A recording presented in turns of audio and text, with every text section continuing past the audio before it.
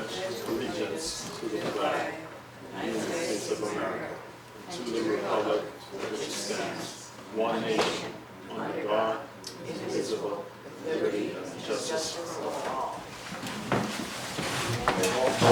Call the meeting to order. First item on the agenda, public hearing regarding the indemnification of public officers and employees. Motion to open the public hearing. All in favor? Aye. Anyone wishing to make a comment, please step forward to the microphone, state your name and address, and submit your comment to the record. Town board members will not respond. We'll accept your comment into the record. Anyone wishing to make a comment?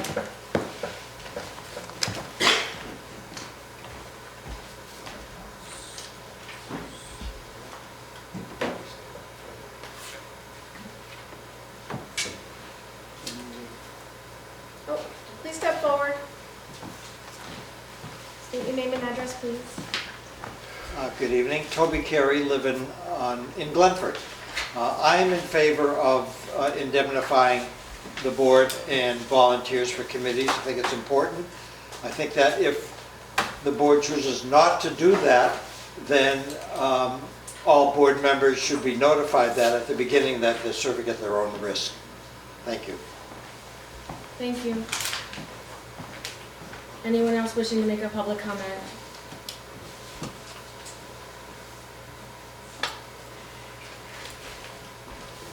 Hello, John Perry, 126 Sunset Close. My understanding is this is already in effect. Section 18 already exists. It's a state law. I'm not quite sure why the town is adjusting this.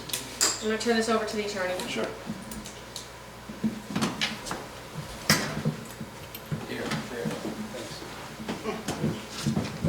The state law, it already exists, but it's not self-executing. The town and every other municipality has to opt in.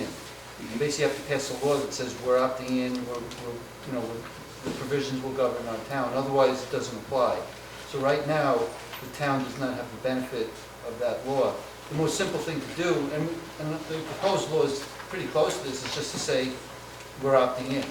Correct. So that's my point. So why are we not opting in? Why are we addressing and amending it to other statutes, basically giving an open-ended paycheck or a check to whatever situation may occur on the backs of the taxpayers? This is basically stating that anything that happens, regardless of whatever, whether it be through council, any type of situations where there's conflict of interest, things of that nature. This is a situation that the town is just going to openly pay for based on any situation that occurs. Are you talking about the paragraph that we're adding, which allows for an appointment of outside counsel? And or any other types of conflict of interest. We're adding a paragraph. Mm-hmm. I think that's what you're referring to. Mm-hmm. That allows us to appoint outside counsel. The reason why that is added is because in the state law, which is Section 18 of the Public Officers Law, what it says is that the town can appoint outside counsel if there's a conflict of interest essentially between the town or the town attorney, which is the same thing, and the employee or the official who's been sued. So if there's a conflict of interest under the state law, then we can appoint outside counsel. Right. The reason why this provision is added on is so that we can appoint outside counsel no matter what, just because we want to. And the reason that's there, first, the money is the same. I mean, you have to pay your lawyer, you have to pay, in this case, me, or the outside counsel. That's the same thing. But there may be outside counsel that are more able, more competent to deal with litigation than your town attorney.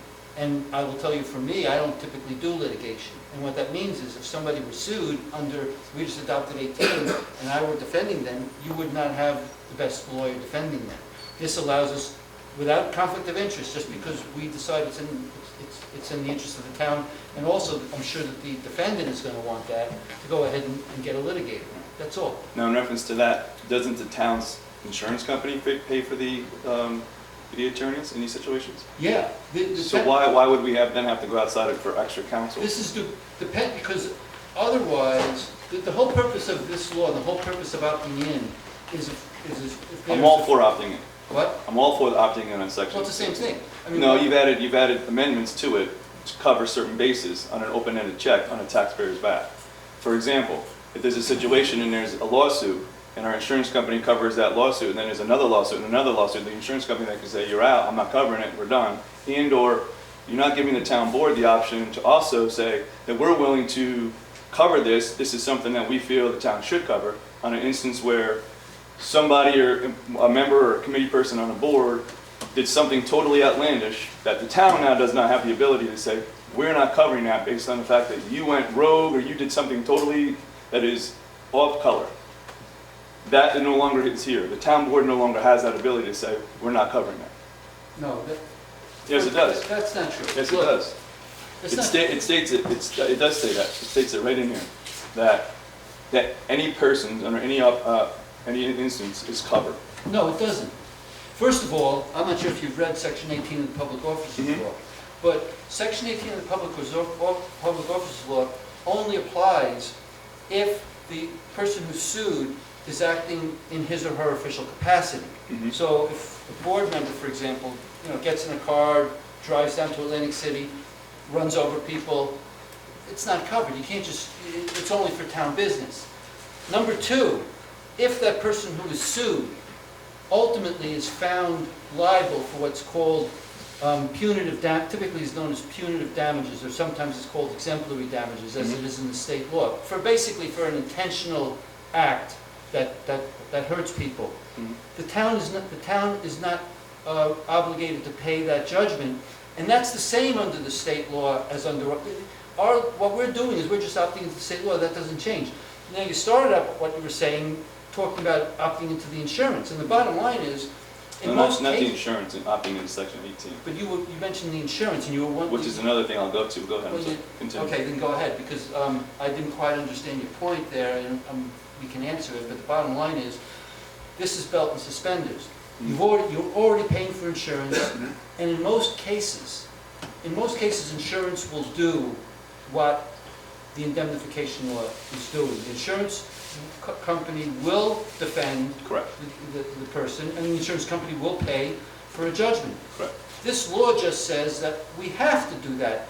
And it also means that the indemnification and the defense of the people is not dependent on the interpretation of an insurance policy. We were asked, before this started, because we were asked by an applicant for a position on the planning board, does the town insurance cover me if I get into a problem? And my first answer was, we shouldn't even be talking about the insurance. The guarantee to all the board members, all the people who work for the town, should not come from an insurance policy, because as we all know, how an insurance policy is interpreted can be a problematic thing. The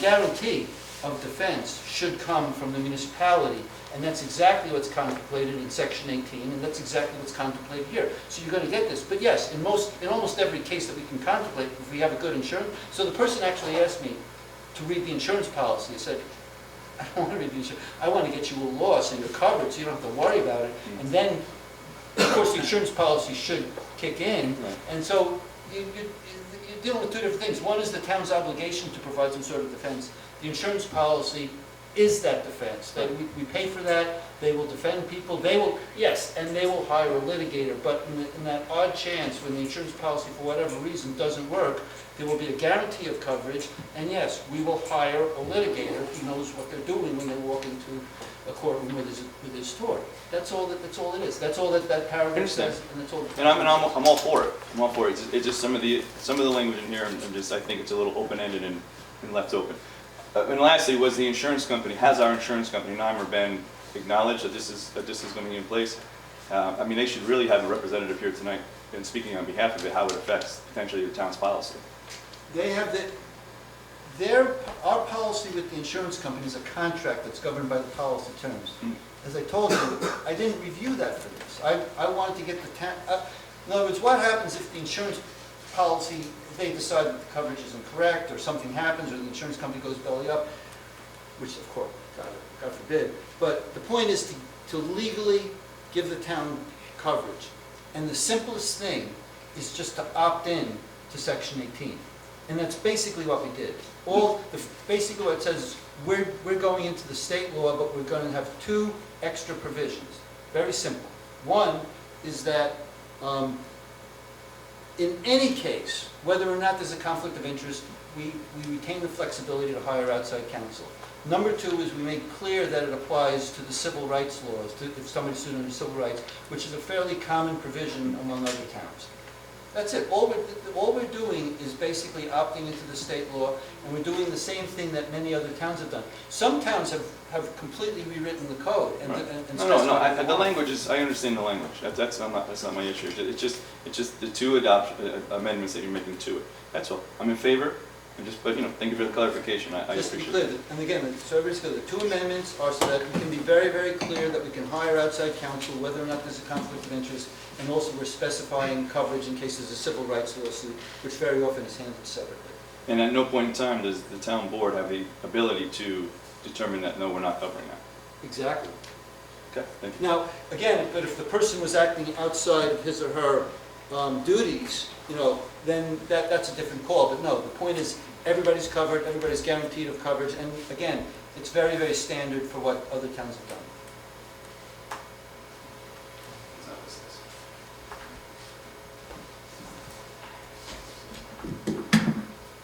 Anyone else wishing to make a comment?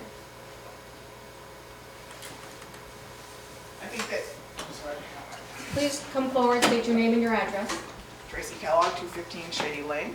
I Thank think you. I mirror basically what John is saying. I'm concerned that based on some of the allegations and comments about what some of the town board members or the town has done in the recent past, concerned me that there should be some potential large exposure to the town taxpayers.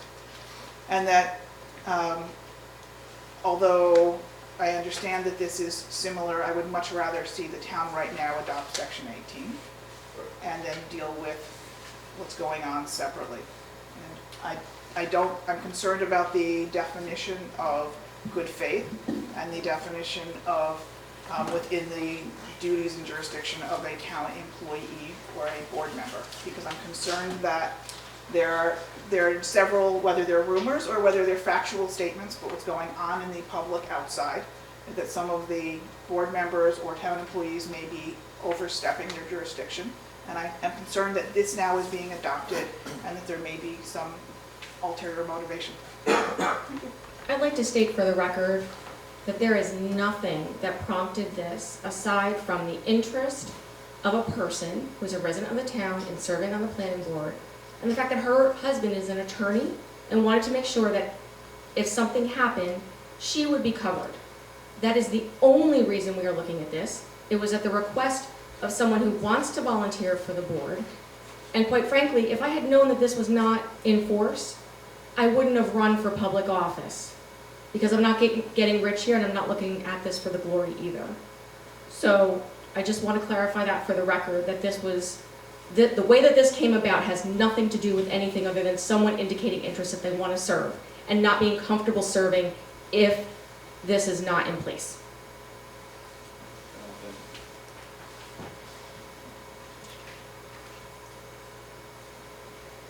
Anyone wishing to make a comment? Please state your name and address. I'm John Joseph, and I am not a resident of the town, but I do own commercial property here at 295, 375, which is the Hurley Ridge Market or the Hanford. And as such, I'm a fairly significant taxpayer here. And I share their concerns that we don't want to see our taxes go up. And if there are willful acts that are going on, the Arizona Emissions Insurance Company, they have an obligation to defend, but not an obligation to pay. And in that case, who would pay? Again, the law that we're adopting has exactly the same parameters. if the person is acting either outside of their public role, or if they do something that's going to cause punitive damages, or what's otherwise known as exemplary damages, which often comes because of some intentional bad act, it's not, the town does not have the obligation to cover them. It's the same as Section 18 and probably the same as the insurance policy. So the town, so by way of example, if someone were to disregard their attorney's advice and make a determination that brought an action against the town, and it was determined that it was a willful act, the town, the insurance company would not pay, and then... First of all, I'm not going to get into specifics. The best example... It's not specific, it's a generalization. You're talking about somebody disregarding an attorney as an example. Let me put it this way. If you were to ask me what an example was of an intentional act that might lead to punitive damages, I wouldn't think of disregarding an attorney's advice. That's actually... I won't even get into that. An intentional act is if a town official walked over to you and hit you with a stick hard enough to cause significant damage that you sued, and somebody said, you know, $100,000 in punitive damages to punish you quasi-criminally. Somebody hits you, you drive your car into people. That's the sort of thing that gets punitive damages in tort. Disregarding an attorney's advice is, I mean, obviously, I think you're probably looking at a particular issue which we're not going to get into. The bottom line is, if a court awards punitive damages under this proposed law and under Section 18, the town is not responsible. Okay, thank you. May I ask? Sorry, I apologize. If you were to enter into a settlement agreement... Come on up here. Yeah, please step forward. If you were to enter into a settlement agreement, would this burden the town then with the fees on the settlement agreement? Section 18 requires the town to approve settlement agreements. So if the defendant gets into a settlement agreement, in order for the town to be liable for that, the town has to approve it. Well, based on the modification, wouldn't the town board be obligated? Which modification? Your paragraph 5. Would the town board be obligated to pay that We're settlement? opting into the state law. Paragraph 5 just says that the coverage extends to civil rights laws. It's the same deal. If there's exemplary damages awarded by the court, the town's not liable, and in any settlement, the town approves the settlement.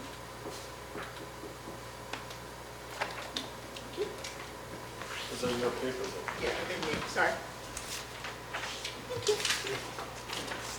That provision is not directly in our law. That provision's in Section 18 of the Public Officers Law, but the town approves the settlement. Right, that I know. The board, the legislative board of the municipality has to approve the settlement if there is a settlement, and you hope there is a settlement, but the point is it'll come back before this board for approval, before there's liability.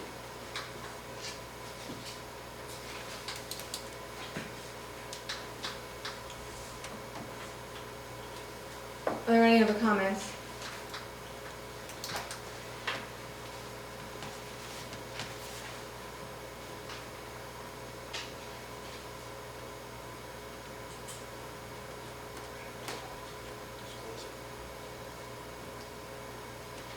Does the town board want to close the public hearing, or do you want to keep it open?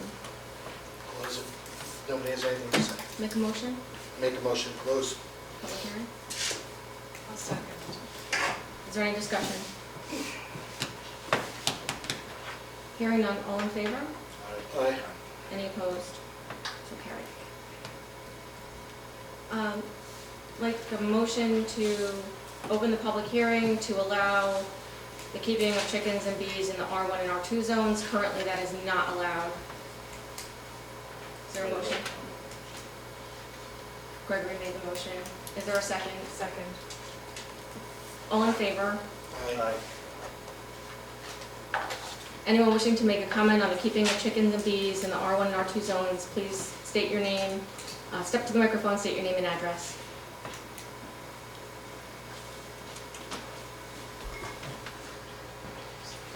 Hello. I'm going to read it, I wrote it to you. Oh, yes, I was Okay. going to read it into the record, but go ahead. Oh, okay. No, you go ahead. All right, okay. Thank you. Yes, we need Can you to. say your name? Oh, I'm sorry, Yeah, my your name name and is Joy address. Pollard. and I live on Keith Lane. In consideration of the trend toward locally sourced food and sustainable practices, it seems overly restricted to limit a flock to 6 hens and no roosters. Obviously, the size of the property is a concern, but raising chickens is not sustainable without a rooster. The sound of a rooster is part of the fabric of our community and not a nuisance noise. Are we also to ban owls? We live in the forest, you know? So with respect to beekeeping, location of hives should be at the discretion of the beekeeper with consideration of light, airflow, and access to food sources. Requiring bees to fly over a barrier seems overly restricted, and elevating hives, the law would say 8 feet above the ground, which is terrifying. Think of my husband on a ladder. Bees, no, would make it virtually impossible to tend the hives and ensure they have adequate space to prevent swarming. It would seem that some of the concerns regarding chickens and bees may be from individuals who are unaccustomed to the rural character of our community and may be unfamiliar with the benefits to the entire community of the keeping of bees and chickens. These include the reduction of the tick population, increase in effective pollination of both flowers and food plants, as well as the sustainability of raising our own food. Addressing the concerns of new and existing residents might include an orientation tea, which would be nice with snacks, right? A meeting with information about life in our community, including how to tell honeybees from dangerous stinging creatures, how to reduce tick populations, and how to enjoy the natural sounds of our environment. Thank you. Thank you.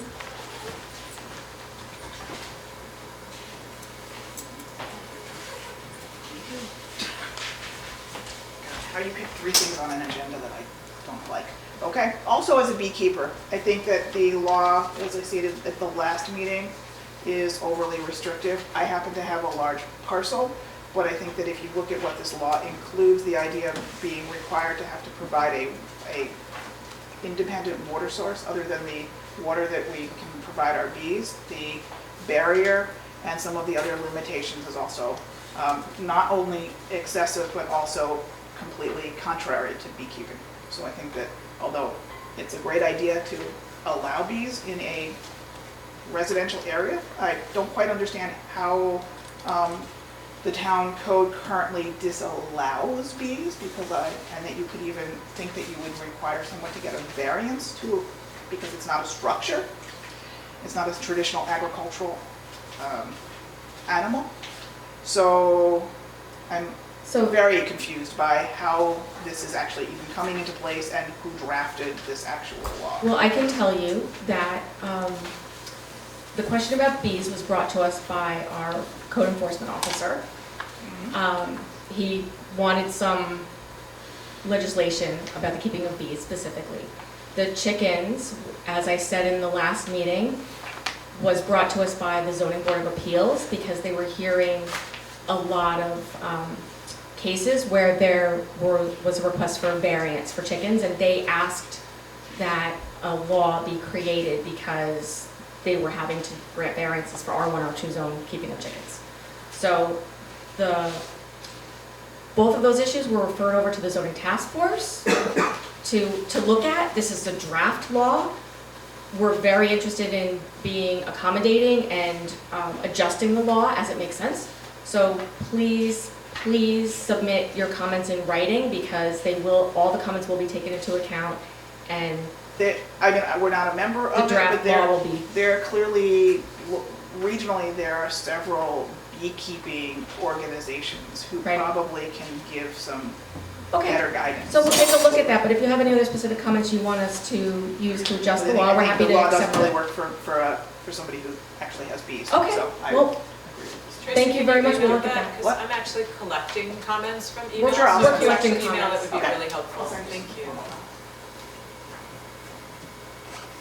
Anyone else wish to make a comment on the keeping of chickens and bees in the R1, R2 zone?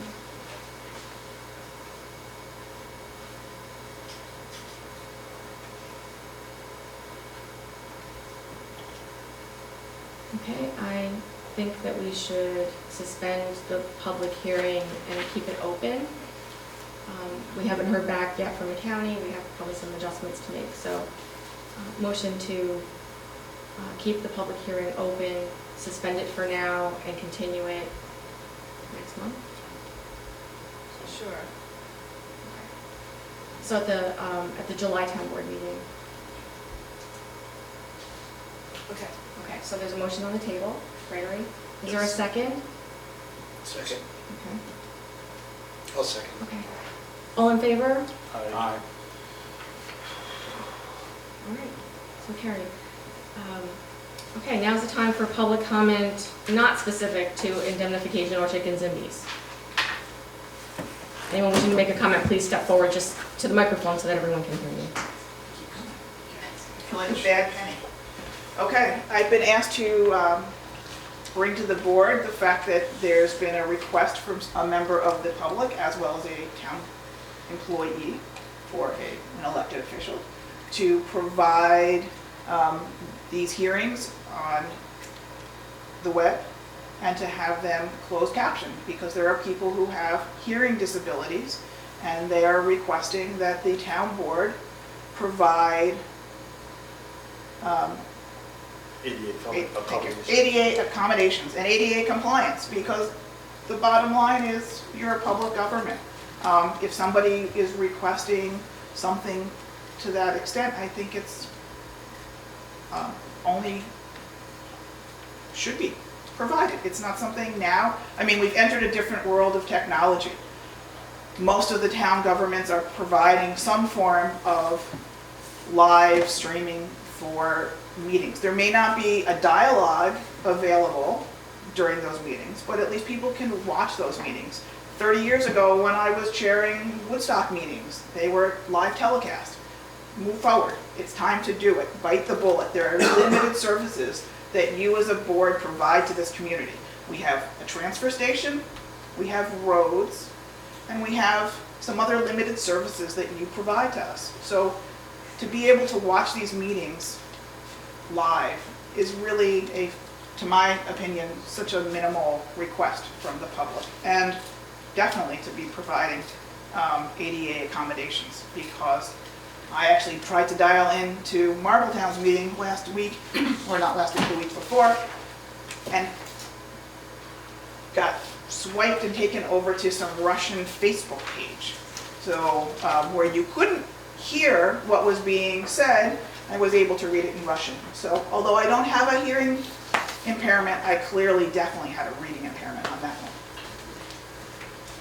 Thank you. Just for clarification, the requirements attached to New York State open meetings law have changed, and towns are not required to do video conferencing. However, if they choose to do video conferencing, there are a number of stipulations that the town is unable to comply with currently. We're trying to do that, but we're not able to meet those requirements at this time. So I am not in any way, shape, or form saying that that the state has to impose that condition on you as a board. I am recommending that It's already there. If we No. choose to video No, conference. what I'm saying is they have not imposed that you must provide. No. No. If we do provide, they're imposing all these other conditions. Right. Yes. And the problem is that we can't actually meet all those conditions right now. Right, it requires that we Working on it, like- transcribe the meetings word for word. It Yeah. requires, it's gonna be a lot of more staff time and things like that. And I for us to think do it, we they- have to pass a local law. And that may be your interpretation of what you have to do, but I think that you may want to, I mean, far be it for me to tell you what your job is, but You haven't been here It's- when we it's the already law. issued an RFP to try to, make this whole audio video thing happen. We're also in a court where we can't have, I'm sorry, I just have to respond, Tracy, because I realize this is a courtroom. This has we can't have we can't have cameras. So what we have been working on, and Toby Carey from the Communications Committee has been a big part of that, is trying to get a great big package so we could do all that. Well, it's prohibitively expensive. So now we're trying to do something else. In the meantime, the state law changed and added all these stipulations. We can't meet them. We just simply don't have the people power to meet them.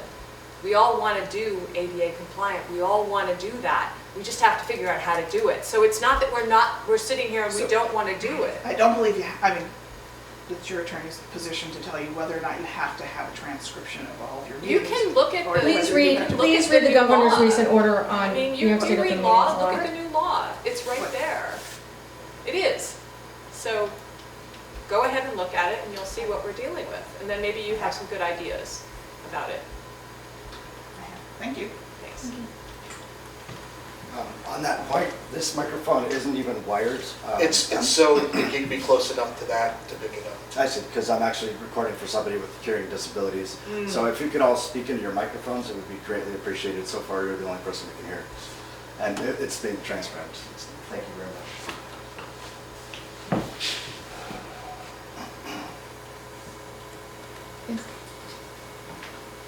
Did you say who you were, by the way? I'm sorry. You got to say who you are. But speak up. My name is James Orr. I live in Closer to the Saugerties. owl. I live in Saugerties, You live in Saugerties? Yep. Okay. but I'm filming on behalf of somebody who's on the town board. Of Saugerties? Of Hurley. The town board of Hurley? Yep. Us? The Or, town board? Town resident, I'm sorry, former town board member. Okay. If I'm Toby Carey, live in Glenford, if I'm correct, this is online as a Zoom link? Or certainly it's intended to be, and I know when the technology is working, it is available. When the technology is working, that's recording. Okay, thank you. Thank you.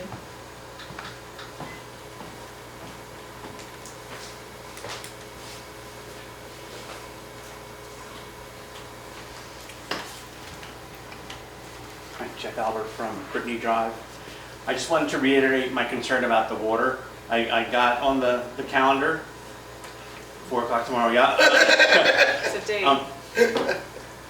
I just have a concern that there seems to be a dry period when the property and the land is accessible with equipment. August. For the last 4 to 10 years, it's been August.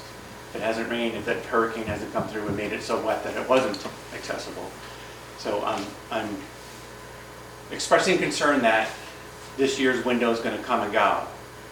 And I really don't want that to happen again. I'll be there for you. And there's the little red lights on. That's okay.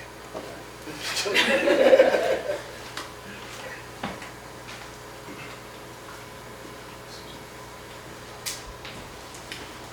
Hello, John Perry again, 126 Sunset Terrace. I just have two comments. I'm inquiring about the RED grant that was established a couple years ago, that was open-ended, left open. I know Spectrum was kind of messing around with the town. Just was inquiring about where we are with that, because I know with the new primary last night now, Cable's going to be out of office January, so some of these things need to be addressed kind of soon. It's been submitted, it's under state review. It was, Yeah, they just submitted it for payment, so it's Oh, cool. under review for that. all right. And lastly, the video conferencing. Now, my understanding with the video conferencing is you have a quorum sitting right here in the same physical location. We're not necessarily requesting that you have the meeting virtually, but that you virtually post it live for viewing, not for chiming in or having a meeting online. For the capabilities of the OWL, like we were doing with, pre-COVID, during COVID, I should say. That's what I think most of the residents would like, that opportunity. I understand, the law changed, and Yep. it's changed what is possible. So, if you stream it, Mhm. folks must be able to participate fully, that's part of the law now. So there's no capabilities of having an in-person meeting and having it You live? can, but there are requirements that the town has to fulfill beyond that. So there has to be a full meeting transcription But that's you do have created, there's, a period of time in order to do that transcript. You don't have to have it like the next day. well, it doesn't have to be the next day, but they're also, I mean, it's a question of like staffing, and Right. there's a lot of other pieces that we're having a hard time complying with. So we were not so happy that the law changed, but we really do want to be compliant with New York State Open Meetings Law. Okay. So. I just know there's other municipalities that are kind of having an open meeting, but then are also still. When I virtually talked showing. with our IT company, Yeah. when I realized the law changed, I asked him what other towns were doing, and he indicated that all the municipalities that he's dealing directly with are recording the meetings and posting them after the fact on YouTube. Oh, interesting. That they're not able to So meet they're not the doing it live. standards. So, I mean, some are starting to. I mean, actually, we also have to be able to, we have to pass a local law allowing video conferencing now, so it's a bigger deal. So I understand the video conferencing factor, but I think most of us is just. No, I know, but the state doesn't Live stream. differentiate, they're between. saying, they consider it all video conferencing, you know, Okay, thank you. so.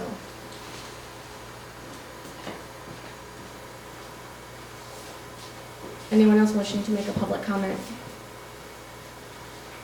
I was just looking for the law, but I can't find it. So you have one. John Joseph again, 295, Route 375. Would it be possible to get a copy of the current insurance policy and the premium, and what the new policy and the premium would be, assuming that we pass the indemnification law? Should I foil it? I don't have an insurance policy. Well, the town has an insurance policy. Right. So I would foil it? For you, yeah, you Okay. get it. And then as far as, just so I understand the FOIL laws, how much time does the town have to produce something under a FOIL? Off the top of my head, which is a dangerous thing to do, the town should respond to the request within 5 days. It might be 5 business days, but basically it's five days. And to tell you essentially how long it will take to comply with the request. That length of time should be reasonable given the request. Okay. And that's a statement, I mean, I would have to look, otherwise I have to look at the law. But the bottom line is, you deserve a fairly short-term response that tells you the time frame for fulfilling the request. What happens if the town doesn't comply? The town doesn't provide the information? I will tell you that that the FOIL law has an appeals process, and beyond that, I believe the town would comply, and so any dispute that you have, I would advise you to consult with counsel. Okay. So I'd have to be in the appeal But process. the bottom line, there's an appeals process, and Well, there's a FOIL appeals office. Well, there's no obligation for the town to actually produce something if you FOIL it. The law requires the town, assuming that the FOIL falls within what is FOILable, there are exceptions as well. Okay. There's a legal requirement. If the town doesn't meet that legal requirement, you can appeal it, and otherwise you have the recourses that we all know about, and I advise you talk to people that understand that. Okay, I'm not thank going you. to advise you how to. No, I was just asking in the process. It was just a We procedural. regularly comply with FOIL requests, The town will so, comply with the FOIL request. we have had a staffing turnover in the last few months, so things were a little bumpy, but we do our very best. Okay, thank you. Anyone else wishing to make a public comment?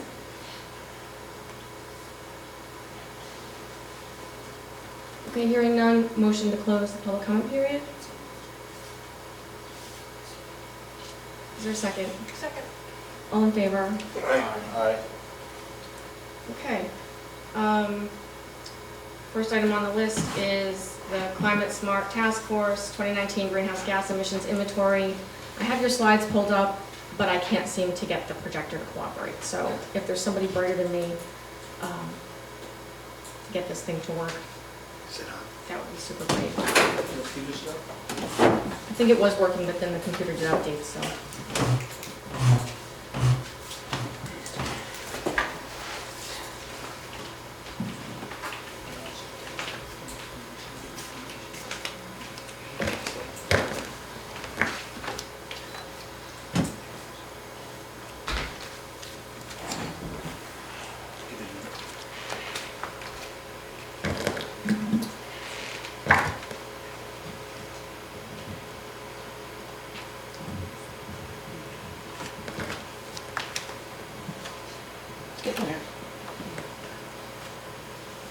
You know, Maybe if you turn the... yeah, you just hit the last set.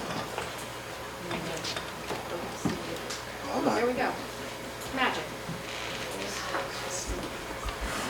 What are you using?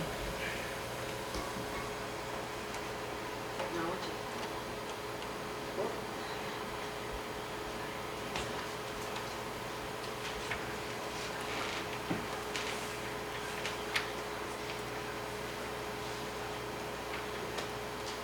Peter, do you want to give her a real microphone? It's a place. Sure. Or I could stand next to this, maybe? Yeah, but I think everybody should be able to hear you. So. Yeah, I don't know if the owl is working.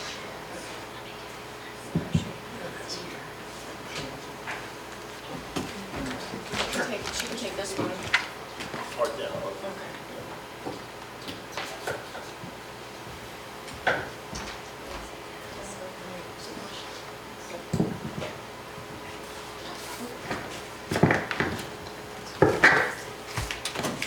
Hello?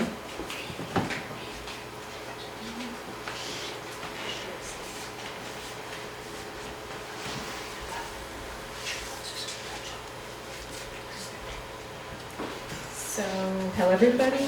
My name is Kristen Shaw. I'm the Climate Smart Task Force Coordinator for the town. And what I'd like to do today is present a municipal greenhouse gas inventory that our task force put together for the town. And it is based on the year 2019. So this inventory, just as an introduction, was created to provide reliable estimates of greenhouse gas emissions resulting from activities within the town's government operations for the baseline year of 2019. And this is a critical step in reducing those emissions.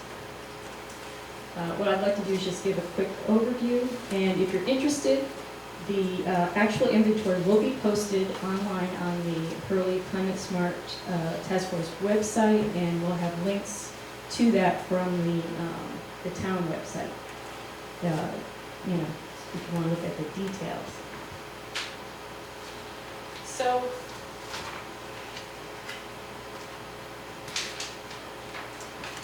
just real quick, in case you're wondering, what is a municipal greenhouse gas inventory? So greenhouse gas inventories to count, analyze, and report on the greenhouse gas emissions resulting from the day-to-day operations of the town due to consumption of energy and/or fuel in government buildings, municipal vehicle fleets, street lighting, etc. Greenhouse gas inventories identify the largest energy users and sources of greenhouse gas emissions, and you can do that by looking at the data based on the buildings, based on which department, or say the type of source. There are different ways to look at the data. And greenhouse gas inventories provide the data needed to set realistic goals and track progress toward reducing operating costs, energy use, and emissions.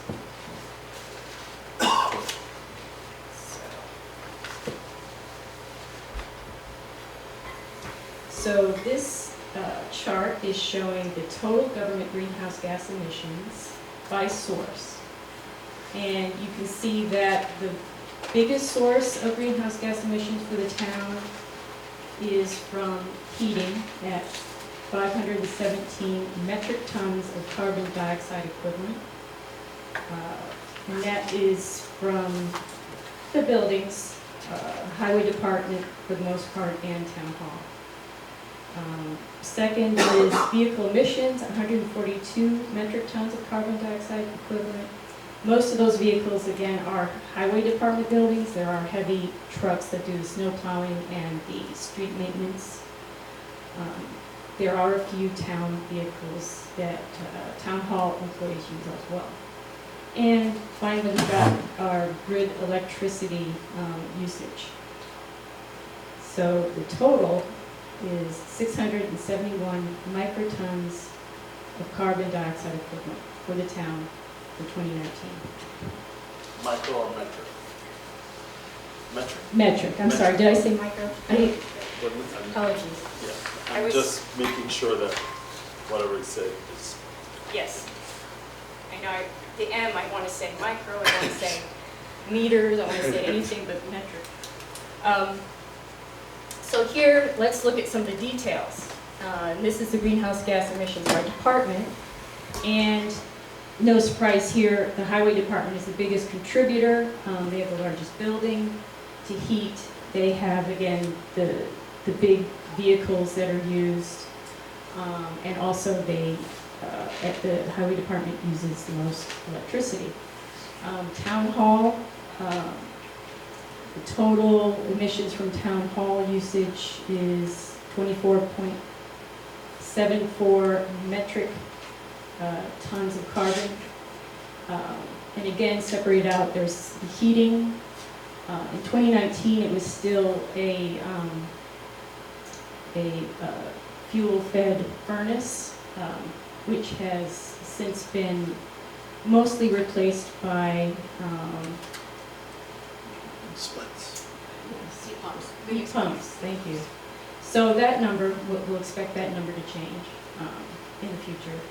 And another interesting thing when you look at the town hall number is that it's fairly small for a building this size, it's 0.68 metric tons. And the reason for that is that since 2015, the grid electricity usage has been offset by a 26 kilowatt array that is sited behind the town and is net metered with that. We also have 2 lighting districts for a total of 3.47 metric tons of carbon. Those are being slowly replaced by LED lights as over time as the old ones burned out. So we expect those numbers will go down over time. And then finally we have the recreation department, which is basically the West Hurley Park and the transfer station. And both of those numbers are solely electric usage, and they're, very small compared to the rest of the town, but they contribute a little bit. So, just for a minute, look at the emissions from the purchased electricity. Again, highway is the biggest. I thought it was kind of interesting that the lighting district is the second biggest emitter in the town. And again, that will probably go down over time. The town hall, again, is small for its size because of the offsetting of the solar array. It'll be interesting to see how these numbers change now that we've got the heat pumps. The electric usage will go up, but probably the emissions will go down because this is a cleaner way of heating the building. But,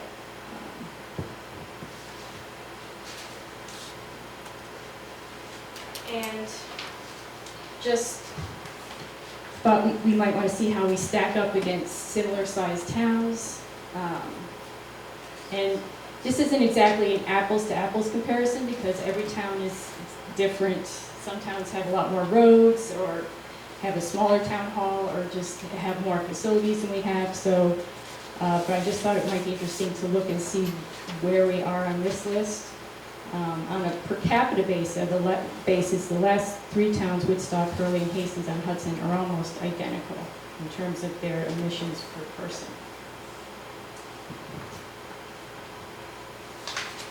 So what do we do about this information? These are our recommendations, and there are many other things we can do, but some possible next steps. And I know the town board has committed to replacing the highway department facility. So this would be a great opportunity to, if we prioritize energy efficiency and reducing greenhouse gas emissions in the design of that new facility, you can see from the numbers that would have a huge impact on our carbon footprint for the town. We could look at other sources of electricity that are renewable, and we could look for opportunities beyond the highway garage to increase our energy efficiency. I wanted to bring up this benchmarking activity, which I would like our task force to undertake, which is a climate smart communities action, and also we would get points as a clean energy community if we undertake this. And what this entails is taking pretty much the same information that we use for the inventory and just on a yearly basis track it using this EPA Portfolio Manager, which is an online application, and it's free. And then we report to the town in the community every year what those numbers are. And I think that would be a good thing. And finally, kind of maybe the ultimate goal from our perspective also would be to create municipal and community climate action plans. And there we could set goals and identify strategies to reduce our greenhouse gas emissions. And like I said, the inventory will be posted online, and if anybody wants to see the details and go to, the details of how we got the numbers and so on. Thank you, Kristen. Thank you for the work of the committee.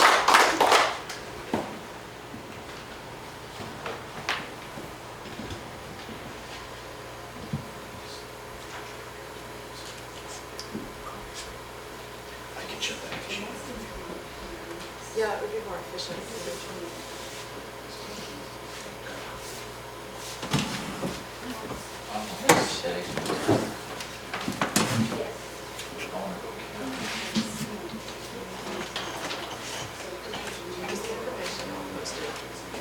Yes, the greenhouse gas inventory is available on the town website. Saving energy. Yeah, everything is available on the website. Thank you very much.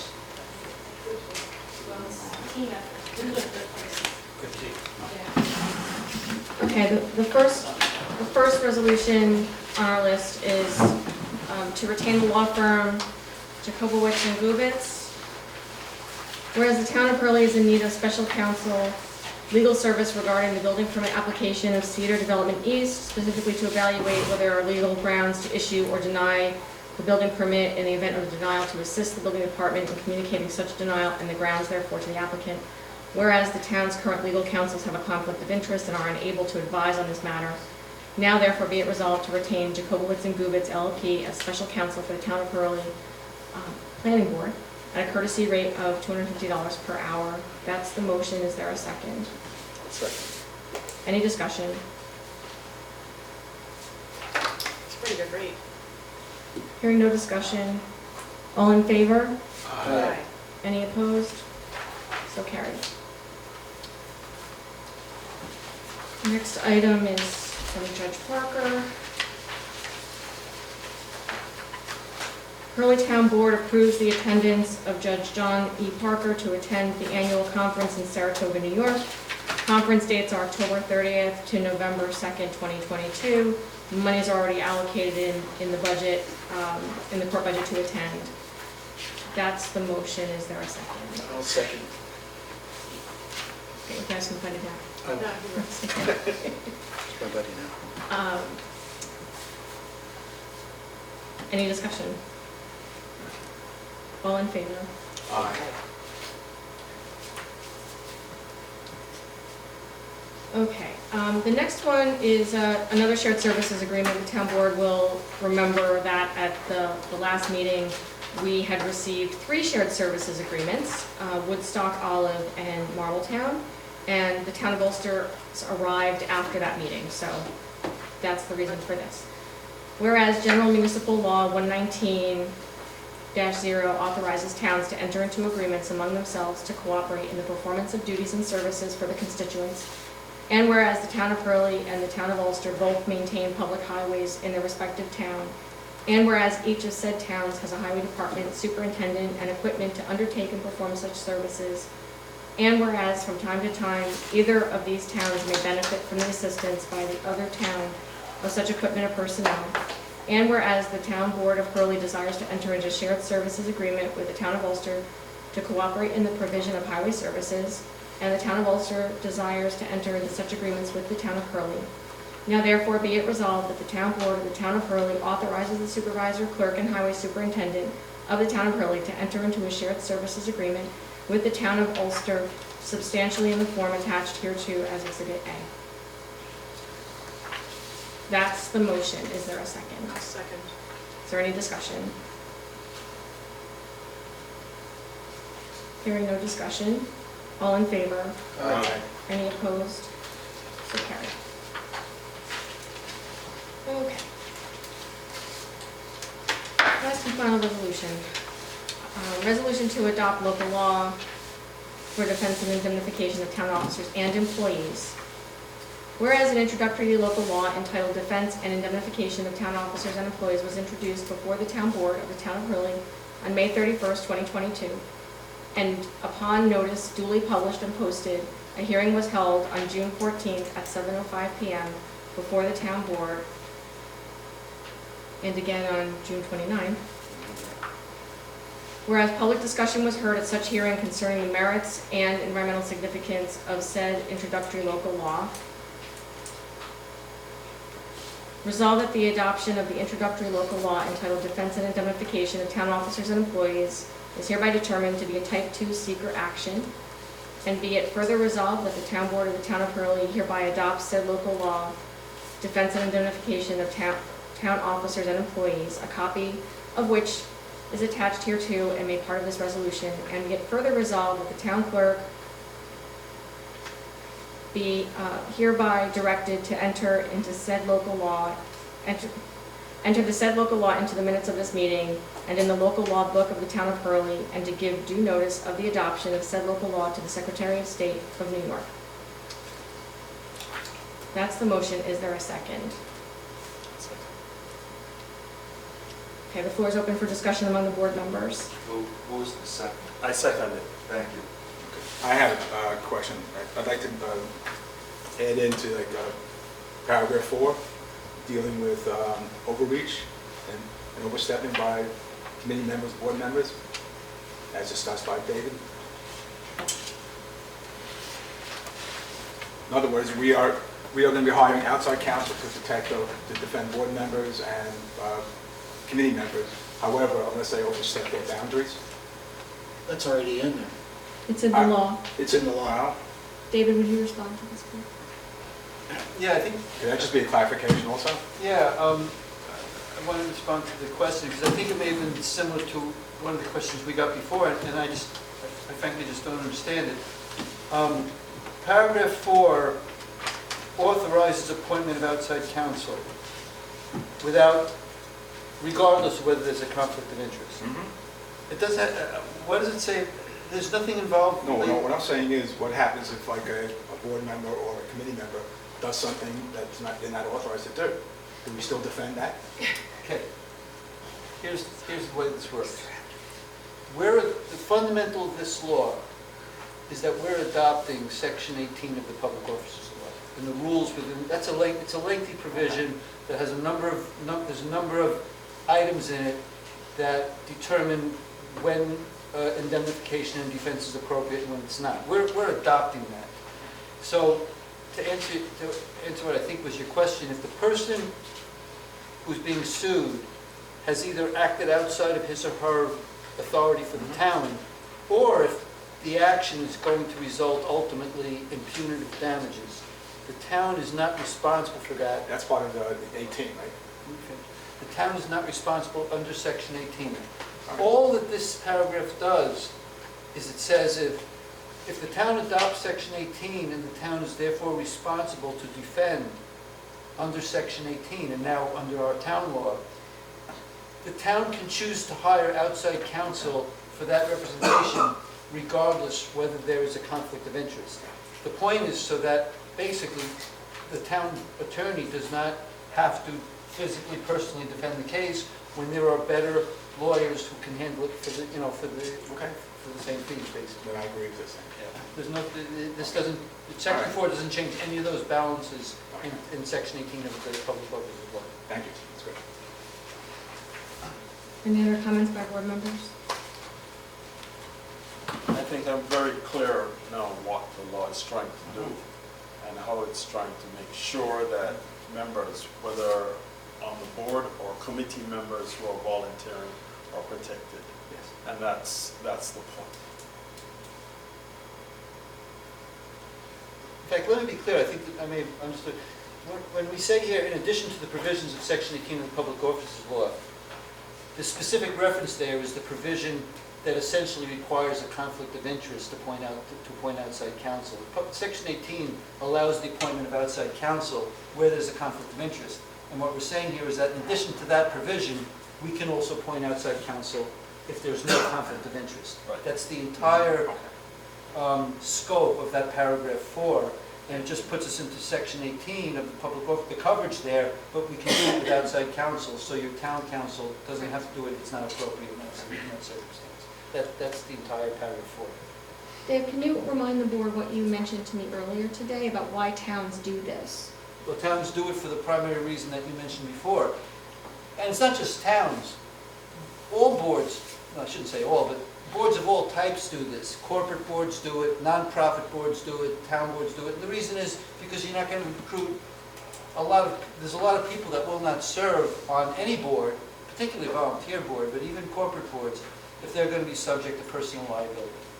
They just won't do it, particularly, again, volunteer situations, nonprofits, boards, planning boards, and we were approached by a person who was nominated for the planning board.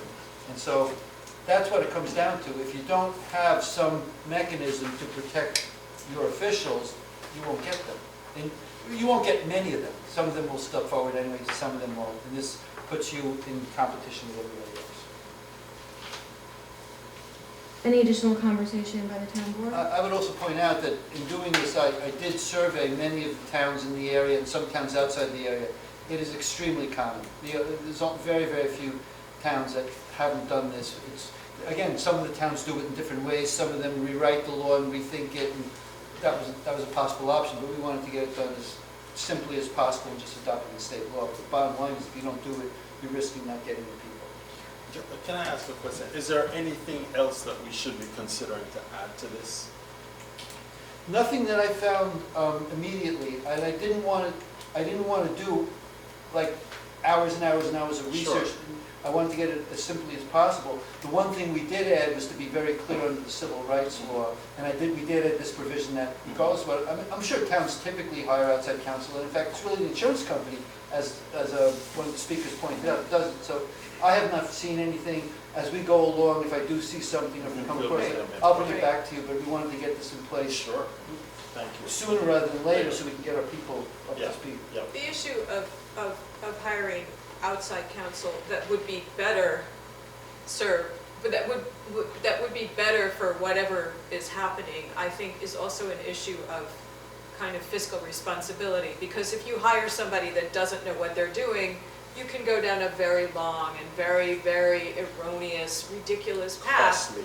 And Especially in litigation. in litigation, that's very expensive. I mean, I've seen that happen with corporate, so.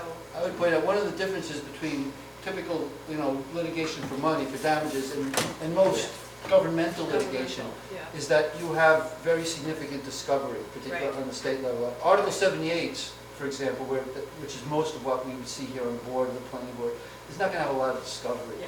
You start suing people for hundreds of thousands of dollars, there's extensive discovery, defending those doing that. Right. And there are specialists in it. Right. And, law firms have those, and Right. the two don't typically mix Yeah. that much. And that's the purpose of it, basically.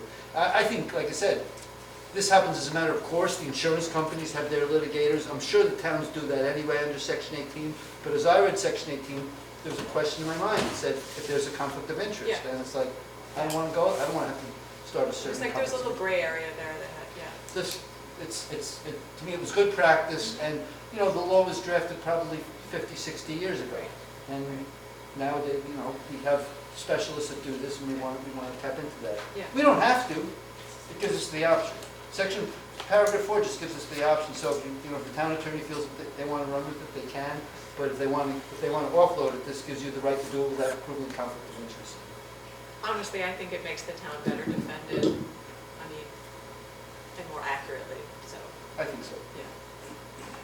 Any Well, I further think discussion? if you just go kind of to the idea of, it would be cheaper to get your general practitioner to do brain surgery on you, doesn't mean in the medical field that that's who you'd want to do it. And I think this goes again to treating everybody how you want to be treated.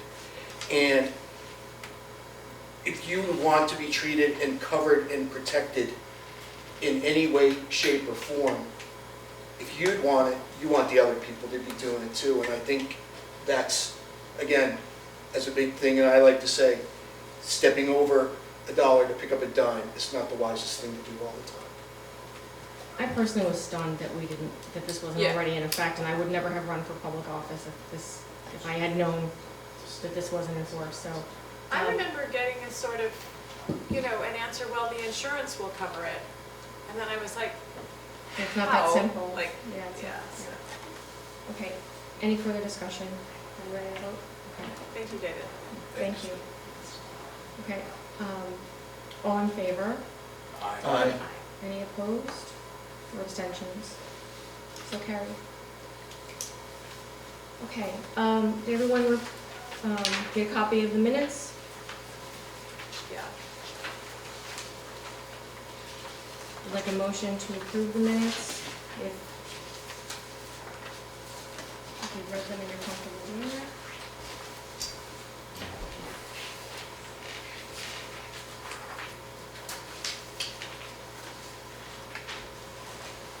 I make the motion to approve the minutes from last month's meetings. I'll second. Okay. Yeah. Any discussion? Any corrections anybody noticed? Okay, hearing none. All in favor? Aye. Any opposed? So carried. Town clerk's report. There was one thing in the meetings, Oh, I believe, now I gotta find it. all right. I think Hurley was spelled wrong. Oh, typo. That's spelling. It's somewhere in there. Hurley. You, what did it say? It, like, just 5 times it was spelled wrong in a row. Oh, when you scan something from an accessible. Oh, Harley. Hardly. Why, when you're looking to buy a Harley? Here it is. That's another meeting. Yeah, I just remembered that, I just wanted. All right, town clerk's report. Okay, the claims and vouchers for the general fund, $85,615.81. For the highway fund, $231,549.52. The lighting district, $926.84. Capital accounts, $99,730.35. Total warrant of $417,822.52. Motion to accept the town clerk's report. Second. All in favor? Aye. I'd like to note that the capital accounts are a result of the work that's been done on a couple of projects that have been ongoing. So, okay, everyone received their supervisor's report, updates. Motion, is there a motion to approve the supervisor's report? Is there anything that you'd like to highlight before? I don't really have anything to say. No. Is there a motion to accept the supervisor's report? Sure. Is there a second? Second. Second. All right, all in favor? Aye. Aye. Okay, well, that's so carried. That's the end of the business. Is there anything council members wish to say? I really, really want to hear from more people on the chickens and the bees. I agree. I mean, we're kind of split on the roosters. I'm understanding a lot about the hive height and fences and stuff like that, and location and lots. So that's a draft, and it's going to get worked on. But really, it helps a lot to have that stuff in your bills.